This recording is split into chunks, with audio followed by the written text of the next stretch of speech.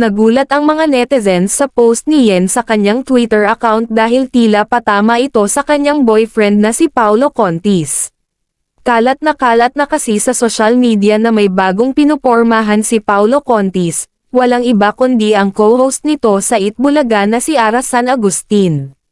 At ito na nga tuluyan ng iniwan ni Paulo Contis si Yen Santos at ipinagpalit kay Ara San Agustin. Sobrang sakit ang naramdaman ni Yen Santos.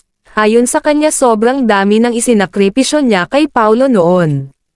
Samantala reaksyon naman ng mga netizens, deserved ni Yen ang nangyari sa kanya ngayon dahil sa pangaagaw daw nagumpisa ang kanilang relasyon, sa pangaagaw din ito magtatapos.